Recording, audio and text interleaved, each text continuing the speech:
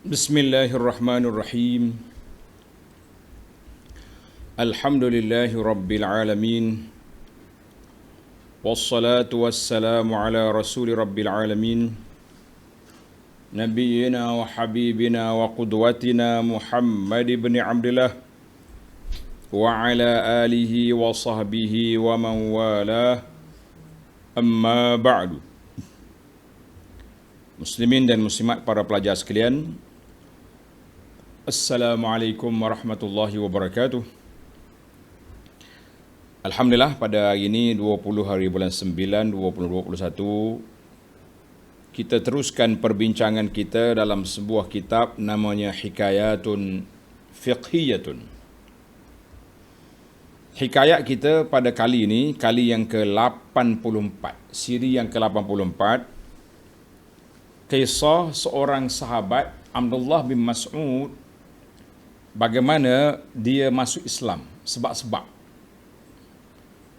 Dan juga dia bertanya Nabi SAW tentang kesakitan, ujian yang Allah Ta'ala timpa ke atas Nabi dengan sakit yang begitu kuat. Kemudian Nabi SAW juga telah bersabda tentang bagaimana adab apabila kita menghadapi kesakitan. Bila sakit, apakah adab yang patut kita lakukan dan yang tidak patut kita buat. Dua-dua ada. Para pelajar sekalian, Alhamdulillah, hadis yang kita nak cerita ini, hadis yang sahih dikeluar oleh Imam Bukhari dan Muslim daripada Abdullah bin Mas'ud radhiyallahu anhu qala, dakhaltu ala Rasulillah sallallahu alaihi wasallam wa huwa yu'ak. Aku masuk menziarahi Nabi sallallahu alaihi wasallam sedang baginda tengah sakit. Yu'ak ay azahu wa auja'hu. Maknanya kalau kata wa'akathul humma, panas dia, demam panas yang kuat, teruk. Bila Ibnu Mas'ud tengok, ya Allah, penatnya Nabi. Faqultu ya Rasulullah, innaka tu'aku wa'kan syadidan. Nampaknya Rasulullah ni sangat teruk sakit ni, panas sangat. Qala, kata Nabi SAW, ajal, betul, memang aku sakit sangat ni, panas ni. Nabi kata, inni u'aku kama yu'aku rajulani minkum. Bebanan kesakitan ini bagi aku macam 2 kali kat orang biasa. Allahu Akbar. Maknanya kalau orang biasa sakit macam ni, Nabi kita double sekali lagi. Qultu, kata Ibn Mas'ud, zalika annalaka ajraini. Ya Rasulullah, boleh jadi Allah bagi kepada Nabi 2 kali pahala, 2 kali ganda pahala. Mana gandaan pahala itu besar. Qala sallallahu alaihi wasallam, ajal zalika kadzalik. Nabi kata betul. Ya. Sebagaimana yang kamu sangka, yang kamu teka itu tepat sekali, bahawa Nabi sallallahu alaihi wasallam diberi ujian, maknanya kesakitan dia tu 2 kali ganda. Allahu Akbar. Maka Nabi SAW bersabda, Nabi kata apa? Ma min muslim yusibuhu adha. Dengar ni tuan-tuan, ini dia panggil hadis motivasi. Apabila kita ditimpa sakit, kita kena ingat kepada hadis ni. Apa dia hadis ini? Nabi SAW beritahu, ma min musibatin, ma min muslim yusibuhu adha. Mana-mana orang Islam yang ditimpa penyakit, kena penyakit, syaukatun fama fawqaha, tertusuk duri ataupun lebih lagi, duri, luka, sakit, patah, illa kaffarallahu biha sayyiatih. Nascaya Allah Ta'ala bagi jadikan sakit itu kafarah, penghapus dosa-dosa dia. kama tahuttu syajaratu waraqaha, sebagaimana pokok-pokok menggugurkan daun-daunnya. Tamatlah lafaz hadis dalam cerita ini. Hadis ini muttafaqun alaih, diriwayat oleh Bukhari dan Muslim. Pendek je hadis tapi panjang riwayat, panjang cerita. Kita coba ringkaskan insya-Allah. Dilalatul hadis. Hadis ini menunjukkan kepada apa? Syiddatul maradi wal bala'i ala qadril iman. Beratnya kesakitan dan bala ujian Allah Ta'ala timpa mengikut kadar kemampuan keimanan seorang itu. Orang yang imannya kuat, ujiannya mak kuat. Allahu Akbar. Nas'alullaha as-salamat wal afiyah. Kita mohon dengan Allah Ta'ala selamat dan kesejahteraan daripada segala ujian yang kita bimbang kalau Allah uji kita tak mampu nak menghadapi. Ini sangat menakutkan kita. Baik. Seperti biasa kita akan bincang 10 isu dalam cerita ini. Yang pertama, cerita Abdullah bin Mas'ud. Periwayat hadis ini, pelapor cerita nama dia Abdullah bin Mas'ud bin Ghafil Al-Hudhali, Abu Abdurrahman, Halifu Bani Zuhrah. Dia masuk Islam fi awal Islam. Apa sebab dia masuk Islam? Ni kita dengar sikit. Mungkin ini cerita baru yang tambahan dia. Sebab dia masuk Islam kerana dia tengok mukjizat yang berlaku kepada Nabi sallallahu alaihi wasallam. Tengok ni, Ibnu Mas'ud sendiri cerita. Dia kata, kuntu ar'a ghanam. Aku ni mengembala kambing, ambil upah jaga kambing, kepunyaan Uqbah bin Abi Mu'aid, pembesar Mekah. Toke besar di Mekah, Uqbah bin Abi Mu'aid. Dia jaga kambing kawan tu. Nabi sallallahu lalu dengan Abu Bakar. Faqala ya ghulam, aweh. Bahasa Kelantan tu dah. Aweh, kalau kita kak. Ya ghulam, wahai anak. Hal min laban? Ada laban, ada susu ke? Kita nak minum, ada? Dengan Ibnu Mas'ud ni orang baik, jujur daripada awal lagi. Dia kata ada. Susu ada, walakinni mu'taman. Susu ada tuan, tapi saya ni seorang yang menjaga amanah. Susu ni untuk tuan saja. Saya tak boleh bagi orang, tak boleh bagi. Itu satu orang panggil ujian, tengok. Close amanah. Nabi tanya, fahal min syatin lam yanzu anha fahlun. Ada tak kambing yang tak ada susu? Aku nak ambil, nak pinjamnya, nak pinjam bekas susu je. Ini Allah Ta'ala nak uji, nak tunjuk mukjizat Nabi kepada Ibnu Mas'ud, menjadi sebab dia masuk Islam. Masya Allah, tabarakallah. Dia pergi cari kambing hak tak ada susu. Mana kambing hak tidak kena bapak lagi. Kambing muda betina ni mai. Buat mai ke Nabi. Kosong lah. Darak dia tu, labu susu dia kosong, tak ada apa. Famasaha. Nabi kita gosok labu susu kambing, fanazala laban. Masya Allah. Ngak besar selalu labu susu, penuh dengan susu. Masya Allah. Nabi pun panggil, ambil bekas, fahalaba fi ina. Nabi pun ambil bekas, minum. Dia beri pada Sayyidina Abu Bakar. Thumma qala lidhara uqlus. Dia kata kepada susu, tutuplah. Aku pinjam sekejap ya tadi. Pinjam, nak lalu kot ni susu je. Boleh je kalau Nabi nak keluar daripada jari-jari dia, tapi sebagai dia panggil ittikhazul asbab. Likulli syai'in sababa. Susu tu mari daripada kambing, mari daripada lembu. Maka kita minta pinjam dia punya bekas, keluar susu. Nabi kata, close, tutup balik. Kosong balik susu kambing tadi. Allahu Akbar. Apa lagi? Hadisun hasan, Sebagaimana kata muhakkik dalam Siyar A'lamin Nubala. Maka dari situlah Ibnu Mas'ud tengok, hazar rajulun gharib. Ini bukan manusia biasa ni. Kambing muda yang tak pernah susu, tak kena bapak lagi. Dia kata ni lam yanzu alaiha fahlun. Mana tak, ibu kambing ni tak kena bapak lagi. Tapi Nabi pegang susu dia boleh keluar susu. Dia kata ni bukan biasa, ni bukan manusia biasa ni. Alhamdulillah, Ibnu Mas'ud telah mengambil maklumat yang tersebut dan dia masuk Islam.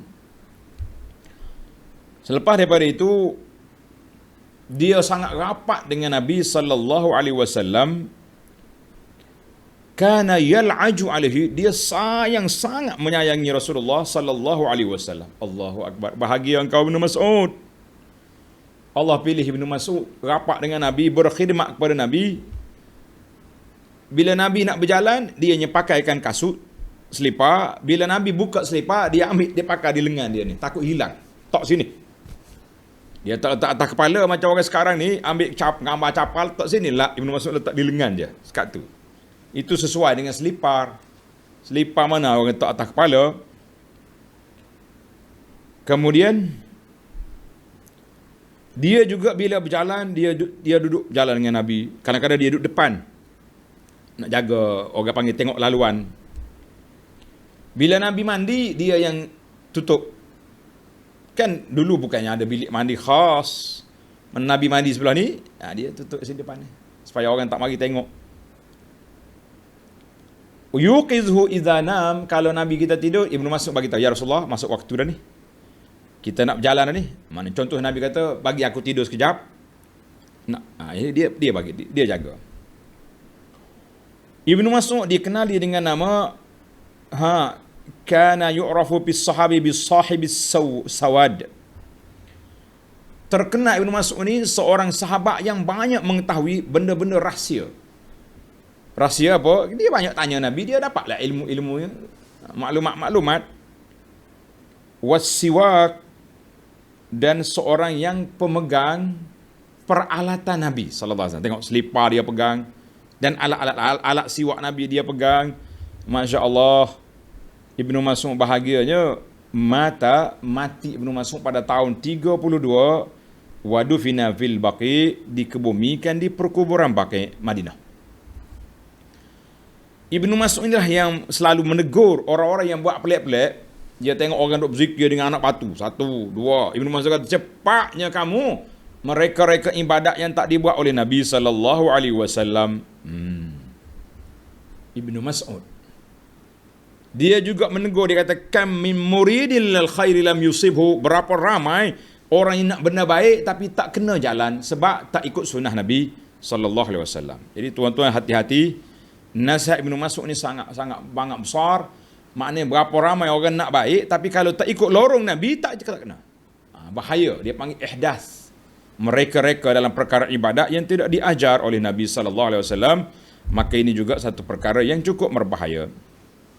Tamaklah. Kita tunggu episod lain pula, cerita Ibnu Mas'ud mungkin dalam sisi pandang yang lain pula, insya-Allah. Baik para pelajar, kita pergi kepada isu yang kedua. Telah menjadi kebiasaan masyarakat ini pergi ziarah bila orang sakit, ziarah, pergi melawat gitu. Biasa, sudah jadi biasa. Ziarah orang sakit dia panggil iyadah. Iyadatul marid. Iyadatul marid itu ziarah orang sakit. Orang tak kata Arab, kita nak pergi ziarah. Nak iyadah tu maknanya satu istilah. Iyadah ni untuk orang sakit. Pergi ziarah orang sakit nama dia iyadah. Sekarang ini kalau di Arab Saudi lah contohnya, kalau ditulis iyadah tu mana klinik. Iyadah tu mana klinik. Tempat orang sakit kita pergi ziarah situ. Maka Islam telah mengajar umat dia supaya iyadatul mari ini salah satu daripada sunnah yang kita diberi pahala oleh Allah Azza wa Jalla dan menjadi tanggungjawab seorang Muslim. Dalam hadis yang sahih Nabi kata apa? Haqqul muslim 'alal muslimi khamsun. Hak seorang Islam dengan Islam yang lain itu 5 perkara. Hak tanggungjawab. Yang pertama, raddus salam. Bila orang bagi salam, kena jawab. Salam dengan WhatsApp, jawab. Kita dah jawab dalam sesi tanya jawab semalam. Orang tanya, kalau kita salam, orang bagi salam dengan WhatsApp, jawab. Ibnu Hajar kata boleh jawab dua cara. Sama ada kita jawab balik dengan tulisan atau kita jawab dengan mulut. Tengok, dia kata salam, kita waalaikumsalam. Tak tulis pun tak apa. Sah dah jawapan. Jamaah tuan dia tak dengar. Yang kedua, wa'iyadatul marid. Pergi ziarah orang sakit. 3, ittiba'ul janaiz. Kita kena pergi ikut jenazah, solat jenazah dan hantar dia ke kubur.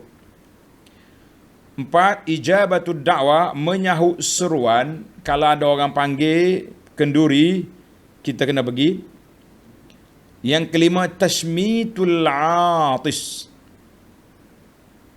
Doakan kepada orang bersin. Contohnya orang ni bersin, dia kata alhamdulillah. Mesti tanggungjawab kita kena jawab yarhamukallah. Kalau dia tak ada apa tak kata apa-apa, kita pun tak rasa kata apa. Syarat dia kata alhamdulillah, baru kita jawab yarhamukallah. Itu dia panggil tashmitu al-atis.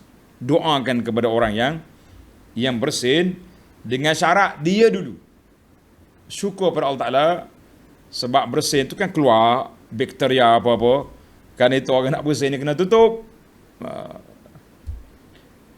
Baik, hadis ini rawahu al-Bukhari wa Muslim. Alhamdulillah, hadis sahih. Maknanya Islam meletak hadis ini, kalau kita kumpul lebih daripada 5, dia ada 10, tapi cukuplah. Tajuk kita naknya jawab salam, ziarah orang sakit ni. Tajuknya ziyaratul marid, ziarah orang sakit. Ini yang menjadi tajuk kita. Alhamdulillah. Yang ketiga, para pelajar sekalian, Rasulullah sallallahu alaihi wasallam basyara, memberi khabar gembira, anna Rasul sallallahu basyarun. Tengok. Salah baris. Kalau kata basyara, beri khabar gembira. Kalau kata basyarun, Nabi itu manusia.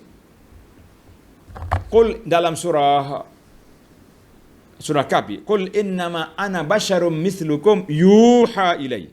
Ingat baik. Aku ni manusia biasa macam kamu, makan, minum, sakit, tidur, pergi tandas. Tapi aku ada wahyu dalam sudut undang-undang, dalam sudut peraturan, dalam sudut amalan, wahyu daripada Allah. Dari sudut makan minum itu manusia. Ingat. Maka Nabi sakit dia pula kuat. Ni ada setengah kata Nabi tak sakit. Sebab apa tak sakit? Sebab dia Nabi. Kita kata salah, khata' hadha. Hadis sahih kata Nabi sakit. Kita nak nafikan Nabi sakit semata-mata nak mengagungkan Nabi lebih daripada yang sepatutnya. Jangan main-main. Maka Nabi sakit. Kalau kita tengok kalau kita fikir dengan kepala otak kita, dah Nabi ni orang yang paling disayangi oleh Allah Azza wa Jalla, yang paling dekat dengan Allah, paling banyak takwa, paling tinggi takwa, paling banyak ibadat, paling disayangi, tentu tak sakit. Rupanya Nabi sakit juga. Sebab apa Nabi sakit? Para pelajar sekalian, kita kena ingat, kesakitan itu untuk diangkat darjat. Kata di Sayyidah Aisyah radhiyallahu anha, aku tak cemburu lagi tengok orang lain mati dalam keadaan senang je. Setelah aku tengok Rasulullah sallallahu alaihi wasallam beberapa hari sebelum wafat, Nabi kita sakit, wa'ka syadidan. Demam panah dia yang teruk sangat. Sampai pengsan Nabi. Dia sedar tidur. La ilaha illallah, Nabi mengucap, dia ambil air, gosok muka dia. Nabi tanya dah salat. Itu je soalan-soalan yang ditanya di akhir. Kemudian Nabi kita pengsan. Ya Rab, Aisyah kata aku tak cemburu tengok orang lain mati senang je. Aku tengok Nabi sebelum baginda wafat begitu teruk sakit. Kenapa? Sebab Allah nak angkat darjat dia yang tidak boleh diatasi oleh mana-mana makhluk atas dunia ni. Subhanallah. Sehingga di saat akhir diberinya ujian yang begitu besar. Baiklah para pelajar sekalian, orang-orang yang soleh lain juga diuji dengan kesakitan. Nabi-nabi lain juga sakit. Jangan kita kata Nabi tak sakit. Apa ni? Jangan Jangan kita kata Nabi itu sakit. Sudah jelas, nas. Wa'kan syadidan, sakit teruk Nabi sallallahu alaihi wasallam. Yang keempat, kita perhati di sini dalam hikayat ini bahawa kesakitan Nabi itu lebih daripada biasa. Nabi kata kesakitan aku ni ditanggung oleh 2 orang laki-laki biasa. Ibnu Mas'ud radhiyallahu anhu cerdik. Dia kata menasabahlah Rasulullah sebab Rasulullah diberi pahala 2 double, 2 kali. Kalau kami dapat 100, Rasulullah dapat 200, maka sakit dia juga kena kuat. Ini kalau orang belajar dalam bahasa qawaid syariah, dia panggil al-ghunmu bil ghurmi. Al-ghunmu bil ghurmi, keuntungan besar itu dia punya risiko risiko kerugian juga besar. Macam kita buka kedai besar, modalnya besar. Kalau untung, alhamdulillah. Tapi kalau rugi, jangan terus. Macam orang yang kena sebahagian daripada orang yang buka kedai di musim Covid ni. Lipat terus dia. Nak kata apa? Maka al-ghunmu bil ghurmi. Keuntungan besar itu, kerugian dia juga besar kalau kena. Jadi, mana Allah Ta'ala nak beri pahala besar kepada Nabi, maka diberinya ujian. Allah nak beri pahala besar kepada hamba dia yang lain daripada Nabi, juga akan melalui ujian. Kita kata Masya Allah, Tabarakallah. Sabarlah kita di saat menghadapi ujian. Yang ketiga, di antara sifat Allah Ta'ala, nama Allah Ta'ala, Abdu, kita kan ada orang nama Abdus Sattar. As-Sattar, Sattar itu makna Allah yang menutup keaiban hamba-hamba dia. Allah ni suka menutup keaiban hamba dia supaya hamba tu insaf, sempat bertaubat, banyak lagi sempat. Maka dalam isu ni, dalam isu kesakitan ini, Allah Subhanahu Wa Taala tak dedahkan rahsia seseorang hamba itu kecuali sedikit je. Apa makna sedikit? Bila orang ni mantap iman, maka diberinya tinggi. Tengok. Orang imannya lemah, kesakitan juga kecil. Namun begitu kita tengok, Masya Allah, ada orang yang kuat sakit. Tak ada siapa tahu. Ini ada, jangan duk kira zaman sahabat, zaman salafus salih. Zaman kita ni pun, ada di antara sahabat kita kena kanser, tahap 4 dah kanser dia. Kanser tahap 4. Maknanya kita kata dia ni tunggu tarikh yang malaikat maut datang. Orang tak tahu. Dia pergi masjid, orang tanya kenapa Pak Haji nampak pucat je. Gitulah orang tua. Dia tak nak cerita juga apa yang dihadapi. Masya Allah, tabarakallah. Ada rajul soleh, dia sabar, dia dengan Allah Azza wa Jalla. Tapi ada orang lain, sakit gigi satu dunia dah tahu. Dia mengadu kat siapa? Dia mengadu kat pak cik Facebook dia. Hari ni sakit gigi, hari ni tangan, tangan luka sikit, prank, ambil gambar, masuk Facebook, tangan dah luka. Lemahnya kita. Allah Ta'ala uji sedikit, nak tayang-tayang, nak maklumkan kepada semua orang kita sakit, berbeza. Dengan orang yang imannya mantap, dia sakit, orang tak tahu. Subhanallah. Allahu Akbar. Ini perbezaan. Allah Ta'ala tutup rahsia kita dengan memberi ujian yang cukup-cukup ya dengan kita. Ada orang ujiannya kecil, tapi mengamuknya besar. Sakitnya sikit ya, tapi dia punya up tu besar sangat dah. Siap dah, saya ni sakit gini. Nombor akaun kat bawah. Nombor akaun kat bawah sudah siap. Kita kata sabar tuan-tuan. Kadang-kadang kita diuji sakit, tapi kawan-kawan yang kutip derma itu lain cerita. Ni dia sendiri yang Allahul Musta'an, dia sendiri yang mengadu kepada pakcik ataupun makcik FB dia. Orang tahu belakalah dia sakit apa. Sabarlah tuan-tuan. Mari kita belajar malam ini ilmu sabar, ilmu tidak mengadu kepada manusia. Baik. Kita pergi kepada isu yang keenam. Bagi seorang yang beriman, beberapa adab. Yajibu an yatahalla biha idza asalabahu bala. Berapa adab yang patut kita kena belajar apabila kita ditimpa ujian oleh Allah Azza wa Jalla. Mari kita belajar, insya-Allah. Mudah-mudahan kita dapat menghadapi, meraih pahala yang besar, insya-Allah. Yang pertama, an yahmadallah. Bila kena ujian, kita kata alhamdulillah ala kulli hal. Alhamdulillah ala kulli hal.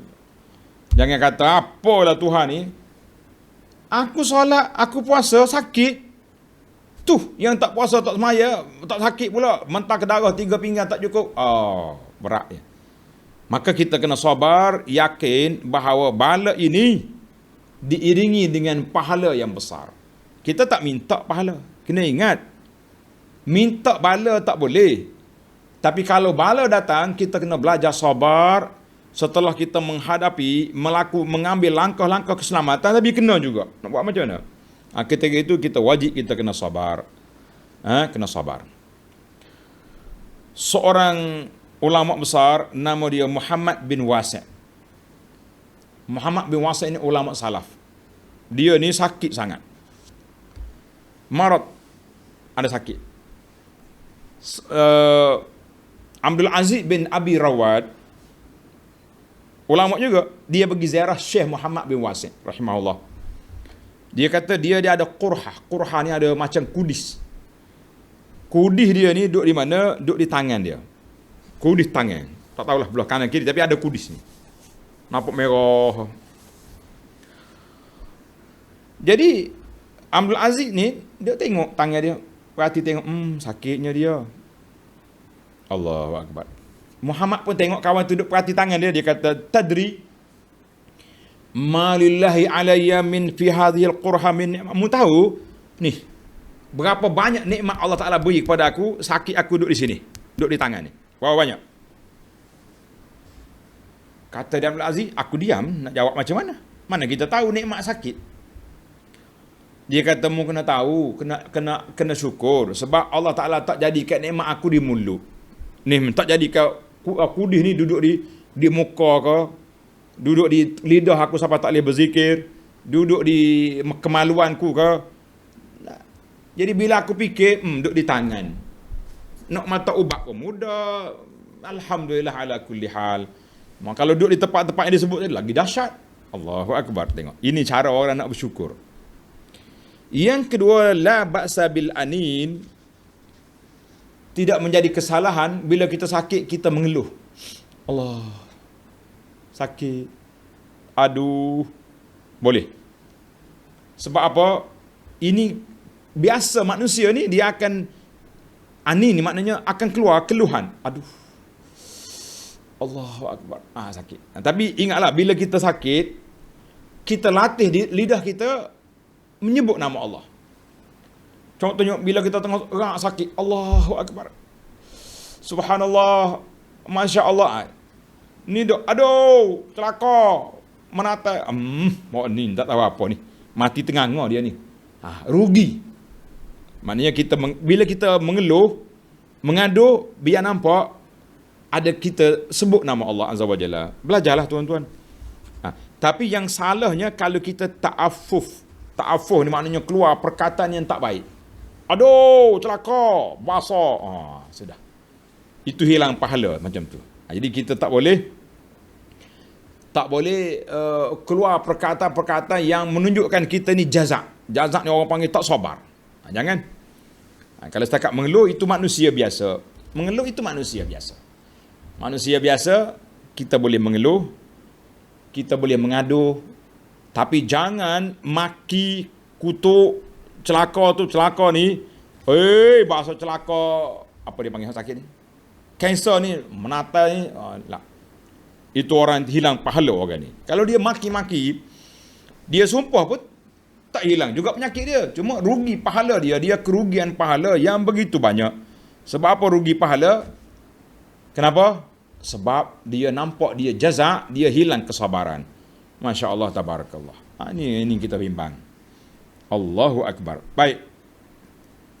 Adab yang ketiga, la ba'sa bisyakwa ila sadiqin hamim. Boleh je kalau kita maklumkan kita sakit ni kepada siapa? Kepada teman-teman rapat kita. kita maklumkan kepada dia. Tapi bukan semua orang kena bagi tahu. Kita bagi tahu kepada sahabat kita, contohnya kita tahu ustaz kita bagi tahu kepada kawan-kawan kita, orang-orang yang soleh, mudah-mudahan mereka berdoa kepada Allah. Elok kita boleh. Sebagaimana bila Ibnu Mas'ud tanya Nabi, Rasulullah sakit kuat ni, Nabi kata inni aku ni sakit 2 kali ganda orang biasa. Mana Nabi kita bagi tahu kepada Ibnu Mas'ud. Pernah Nabi cakap dengan isteri dia, Nabi kata wa ra'sah, Aisyah mengadu dia sakit kepala. Nabi kata wa ra'sah, aku juga sakit, kepala aku sakit juga, boleh kita bagi tahu. Abdullah bin Zubair dia kata kepada mak dia Asma, dia sakit, mak dia sakit. Kaifa tajidi ni? Macam mana keadaan mak? Qalat waja'ah, sakit. Maknanya Ibnu Mas'ud buat analisa, iza kana syukru qabla syakwa falaysa bisyakin. Mana kita kena bagi tahu alhamdulillah ala kulli hal. Tapi sakit ni ialah sakitlah juga. Jadi kita kena banyak letak syukur pada Allah Taala sebelum kita mengadu hal kita. Janganlah banyak dah kita ni Allah Taala beri yang kita sihat lama tapi sakit sekejap, tapi macam sakit itu asal kejadian kita sakitlah. Nabi Yaqub AS berkata, innama ashku bathi wa huzni ila Allah. Aku hanya mengadu kesedihan aku ini kepada Allah, aku tak mengadu kepada orang. Maka kepada jemaah sekalian, kalau kita bagi tahu kepada orang-orang yang kita rapat, kita ni sakit, minta dia doakan, bolehlah. Tapi kalau nak mengadu di publik, tidak sesuai dengan taraf orang-orang yang tinggi darjat imannya. Yang tak, orang darjat biasa-biasa ni, ni hadut mengadu sakit gigi, sakit tangan, kena cocok injek sikit Facebook. Hak ni tarah-tarah Facebooker, dia panggil tarah Facebooker. Jadi kita kata tidak sesuai sangatlah kita ni semua benda nak mengadu kepada Syekh, FB, segala-galanya. Jangan. Baiklah. Yang keempat, adab yang keempat, tidak hilang kesabaran kalau kita mengadu kepada tabib. Mana kita jumpa doktor, kita bagi tahu aku ni sakit gini. Itu tidak menafikan kesabaran. Kalau kita tak bagi tahu, doktor nak bagi ubat macam mana? Kita pergi pada doktor, diam. Sakit apa? Sabar. Doktor kata balik lah. Kacau dia bagi sebab kita suruh sabar. Jangan. Mana kita mengadu kepada orang yang boleh beri bantuan perubatan itu tidak dinamakan syakwa. Cuma perbanyakkanlah sebut nama Allah Azza wa Jalla. Alhamdulillah. Baik, yang ketujuh, al-bala'u, bala-bala ini menyakitkan jiwa. Sakit tubuh, sakit jiwa sekali. Sebab itulah kita tak suka, kebanyakan manusia ni tidak suka kepada penyakit, kecuali orang yang iman dia kuat, orang yang tinggi darjat dia, barulah. Bagi dia sakit dengan tak sakit sama. Jadi kita ni, bagi kita orang biasa-biasa ni, kan, biarlah bila kita sakit, kita kata kita perlu kepada kesabaran, perlu kepada pujian Allah Azza wa Jalla sentiasa, sebab bala ni bukannya satu benda yang orang panggil, yang orang suka. Aku ni malah buat ibadat habis nak macam mana? Gini lah dia tu. Biar Tuhan bagi bala lah senang. Jangan. Allahu Akbar. Itu di antara adab yang kita kena belajar lah. Yang ke-8 dah kitanya. Kalau kita tengok kepada sejarah orang-orang yang soleh, min ahlil ilmi ar-rabbaniyin, ulama-ulama yang hebat, mereka ini sabar di dalam menghadapi apa? Kesakitan. Sebab apa? Sebab dia dengar hadis Nabi SAW. Tengok hadis ini sahih daripada Abu Sa'id Al-Khudri dan Abu Hurairah. Untuk maklumat para pelajar, saya dah keluar satu risalah. Risalah ni elok juga kalau boleh baca, nanti admin kita masuk dalam grup ni. Motivasi pesakit, ada ziarah orang sakit. Ini risalah kecil je, tapi dia punya, kita tak sini bila sakit macam mana kita nak buat, apakah adab dia, dan bila kita ziarah orang sakit, apa yang kita nak baca, ada bacaan-bacaan yang warid daripada sunnah ni dalam risalah kita ni. Tuan-tuan cari, tajuk dia motivasi pesakit dan adab ziarah orang sakit. Kita ni selalu buat risalah-risalah ni. Saya bagi risalah ni sebab tuan-tuan berani baca risalah, sebab kecil. Kalau bagi buku dia simpan. Nantilah baca semula kot. Baiklah. Sabda Nabi SAW daripada Abi Sa'id dan Abi Hurairah, ma yusibul mu'min min nasabin wala wasabin wala hammin wala hazanin wala adhan wala ghammin. Nabi kata tidak ada mana-mana orang yang ditimpa penyakit, susah hati, serabut, stres, macam-macam penyakit, sehinggakan dia tertusuk duri pun, illa kaffarallahu biha min khatayahu, Allah Ta'ala akan hapuskan dosa-dosa dia. Masya Allah. Hadis ini sahih, dikeluarkan oleh Bukhari dan Muslim. Dalam hadis Abi Hurairah, Nabi kata, man yuridillahu bi khaira yusib minhu. Mana-mana hamba yang Allah Ta'ala nak beri kebaikan, ditimpanya ujian. Allahu Akbar, ditimpanya ujian. Hadis ini juga diriwayat oleh Imam Bukhari. Dalam hadis Mahmud bin Labid radhiyallahu anhu, dia kata apa? Sabda Nabi sallallahu alaihi wasallam, "Iza ahabballahu qauman ibtalahum." Masya-Allah. Bila Allah Ta'ala sayang kepada mana-mana hamba dia, Allah Ta'ala akan uji dia. Faman sabara falahu sabru. Siapa dia sabar, dia boleh pahala sabar. Waman jaza'. Siapa duk mengamuk ke penyakit, maka hilanglah pahala sabar dia. La haula wala quwata illa billah. Ya Allah, berilah kepada kami kesabaran, berilah kepada kami, kita minta afiah, selamat, tapi kalau diuji minta sabar. Ya Rabbi. Tengok ni. Kata hadis yang satu lagi hadis. Saya kalau suka jumpa hadis-hadis motivasi ini, kita suka bagi tahu kepada para jemaah. Sebab apa? Inilah aset besar kita. Kita tak tahu sama ada kita diuji ataupun kita menjaga orang yang diuji. Dua-duanya kena. Nabi kata apa? Innar rajula la yakuna lahu indallahil manzilah. Allahu Akbar. Allah Ta'ala nak beri satu darjat kepada seorang hamba. Nak beri darjat tinggi dalam syurga. Tapi amalan dia tak boleh naik. Malah dia solat sunat 2 rakaat pun sekejap tak tambah-tambah, puasa sunat jarang-jarang, sedekah pula sayang ke duit, tapi Tuhan nak bagi darjat yang tinggi. Apa doa? Fama yablughuha bi'amalin. Amalan dia tak boleh naik dah, sekat tu ya boleh. Dia ada satu tingkat lagi. Fama yazalu yabtalihi bima yakrahu hatta yuballighahu iyyaha. Allahu Akbar. Nabi kata Allah uji dia. Dia sabar sampai ke darjat yang Tuhan nak bagi. Subhanallah. Allahu Akbar. Hadis ini rawahu Abu Ya'la wa Ibn Hibban wa ghairuhu. Jadi kita minta semoga Allah Ta'ala beri kepada kita darjat-darjat yang tinggi, dan biarlah kita sampai kepada darjat yang Tuhan nak beri kepada kita, insya-Allah. Baik, dalam cerita ini para pelajar sekalian, beberapa gambaran. Tengok ni, beberapa gambaran dalam hadis. Nabi kata apa? Gugurnya dosa-dosa orang sakit yang sabar itu sebagaimana pokok kayu menggugurkan daunnya yang kering. Ya Rabbi, kita tengok orang ni sakit lama. Cuba tuan-tuan perhatikan muka dia. Masya Allah, mak kita ni, makcik kita ni, pakcik kita ni sakit lama dia. Terlantar di apa ni? Ditikar, ditilam. Maknanya dengan kesakitan itu dia sabar. Maknanya bersih dah lah orang ni kalau dia mati. Tak ada pula nak bayaran. Oi, makcik syurga ni mati dah ni, sakit lama ni. Tak, kalau orang hok pelik, hok dia suka tu, glamour mati, pakat duduk syurga belaka ni.